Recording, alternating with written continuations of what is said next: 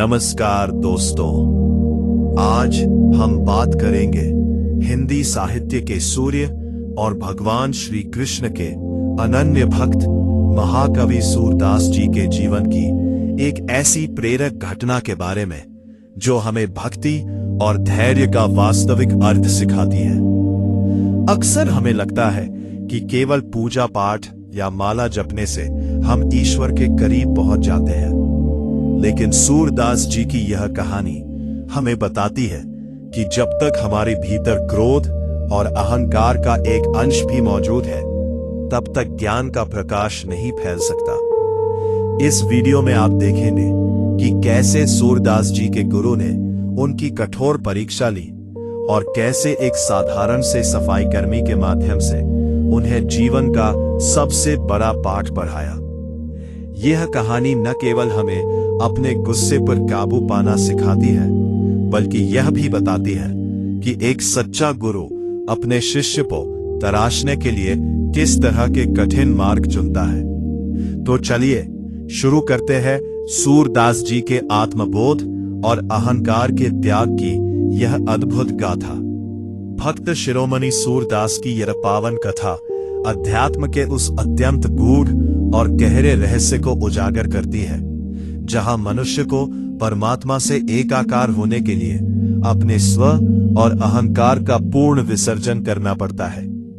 सूरदास जी के हृदय में बचपन से ही प्रभु मिलन की एक ऐसी व्याकुल तड़प थी जो उन्हें चैन से बैठने नहीं देती थी, और वे अपनी मधुर वाणी तथा पदों से जन जन को मंत्रमुग्ध कर देते थे।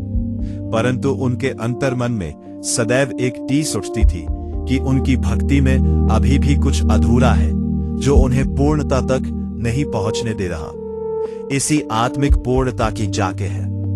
इस आत्मिक पूर्णता की जाके उनकी कठोर परीक्षा ली और कैसे एक साधारण से सफाई कर्मी के माध्यम से उन्हें जीवन का सबसे बड़ा पाठ पढ़ाया।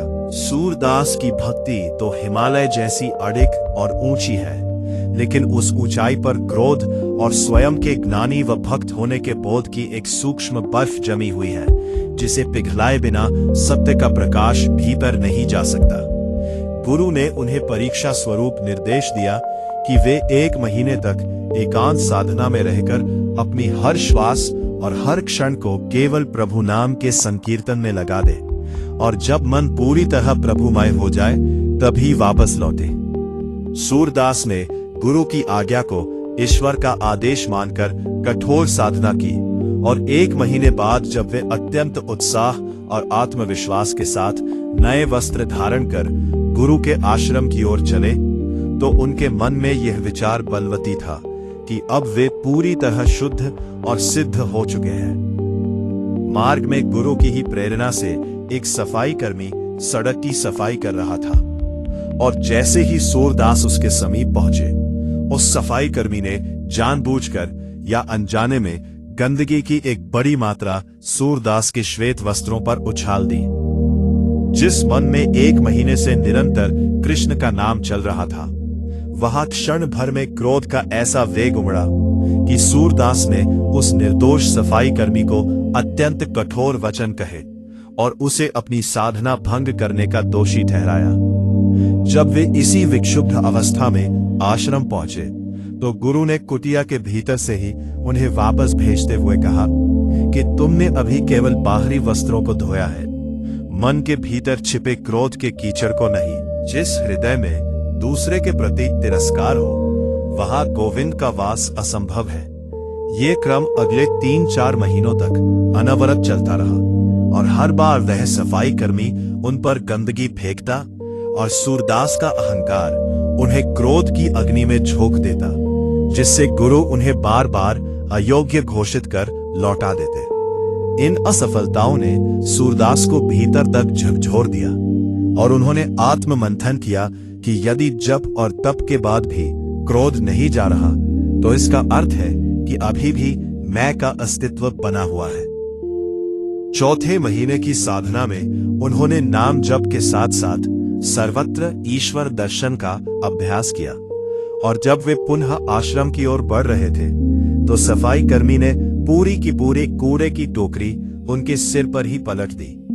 लेकिन इस बार चमत्कार हुआ और सूरदास के भीतर क्रोध के स्थान पर करुणा और प्रेम की गंगा बहने लगी।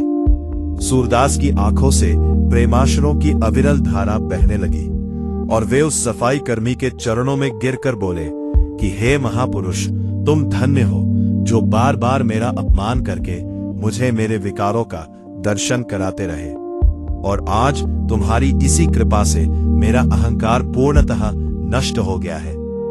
जब सूरदास इसी मलिन और कीचड़ से लथपथ अवस्था में किंतु अत्यंत शांत चित्त के साथ आश्रम के द्वार पर पहुंचे तो गुरुदेव स्वयं दौड़ते हुए बाहर आए और उन्हें अपनी बाहों में भरकर हृदय से लगा लिया। गुरु ने गदगद कंठ से कहा कि आज तुम वास्तव में कृष्णमय हो गए हो, क्योंकि तुमने अपमान में भी ईश्वर का प्रसाद और शत्रु में भी परम मित्र का दर्शन कर लिया है। और यही वह अवस्था है जहां भक्त और भगवान के बीच का पर्दा हट जाता है। ये विस्तृत कथा हमें यह महान संदेश देती है कि सच्ची पवित्रता और साधना केवल माला जपने या मंदिर जाने में नहीं, बल्कि अपने स्वभाव को इतना कोमल और निरहंकारी बनाने में है।